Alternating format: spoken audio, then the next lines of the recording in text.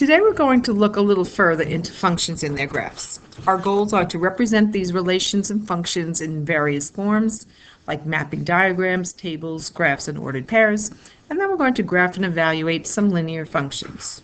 So let's get started. A relation is a function if there exists exactly one output for each input. You will tend to hear me say every input can only have one output. That's generally the phrase that I use. Let's look at a couple of examples. In my first example, I give you a set of ordered pairs.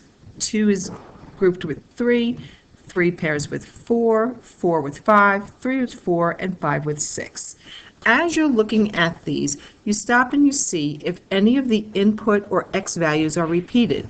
As I'm looking across, I see that 3 is repeated. The second thing you look at is to see what the output or y value is. If it's the same number, it represents a function. It does because the input values all have one output, and even though one of them is repeated, it has the same output of 4.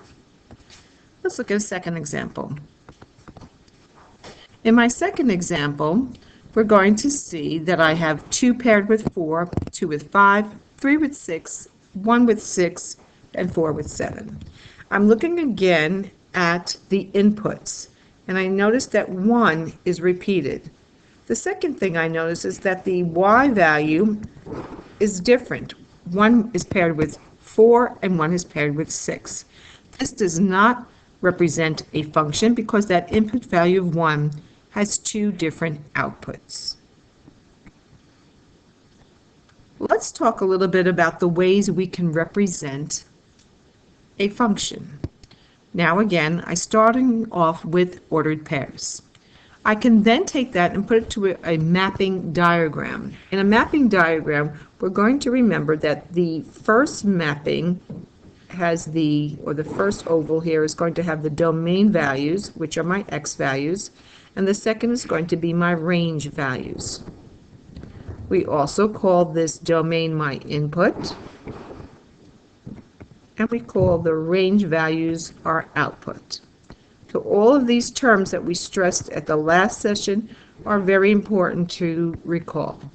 So let's take all the x values and put it, because the x values are my domain. I've got -1, 0, 1, and 2. My y values are my range, 2, 3, 4, and 5. Let's complete this mapping by showing the numbers that are associated with each other. All right, 1 is paired with 2. 0 is paired with 3. 1 with 4, and 2 with 5. That's now the visual representation of this function.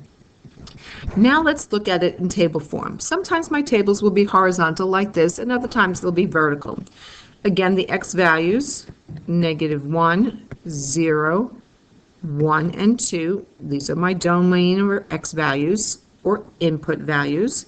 My y values are my range or output values, 2, 3, 4, and 5.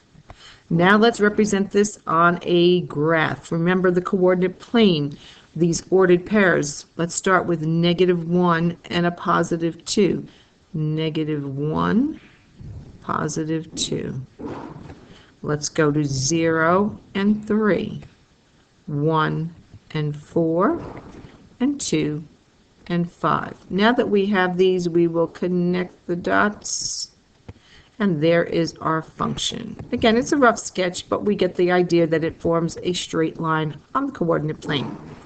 Now, many functions can be represented by an equation as well, and this particular one says we'll take y is equal to x plus 3. How do I know that's the function? Well, if I input -1, -1 plus 3 gives me 2. Input 0 for x, 0 plus 3 is 3. Input 1, 1 plus 3 is 4, and so on.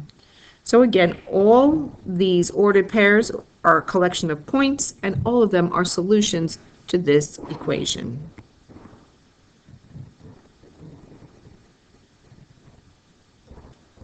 Now let's look at the function table and let's complete it as well as doing a rough sketch of the graph. What you will be given the domain values, so the list of the domain is -2, -1, 0, 1, and 2. Those are my x values, they're my domain. We have to calculate the range, and the way we'll go about doing that is by substituting in one value at a time for x, and then simplifying. 3 times -2 is -6, minus 1 gives me -7. That's going to give me an ordered pair of -2, -7, which we'll graph in just a moment. Let's do it again with -1. Let's input -1. That gives me 3 times -1, -3, minus 1, -4. Let's now input 0. 3 times 0 is 0 minus 1 gives me -1. And then we'll input 1. 3 minus 1 is 2. Let's input one more time, this time with 2. And that's 6 minus 1 is 5. So now we have all these ordered pairs. And what do we do with ordered pairs? We graph them on the coordinate plane. This represents a function because every input has exactly one output. And we're going to see that it's going to form a line on our coordinate plane. So let's start our graphing. -2, -7. -1 and 4. 0, -1. 1, 2. 2 and 5. Now we connect our points the best we can. Again, I'm a little bit off. Use your imagination a little bit here. Arrows at both ends, and there's our graph. Now let's list our range. Our range are our y values, -7, -4, -1, 2, and 5. Again, we want to be able to establish what is a relation and what is a function. We're going to be looking at some of these in table form together in class today, and then I'm going to leave you with one last table to complete.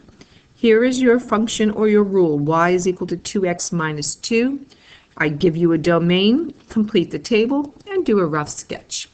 We'll check it in class.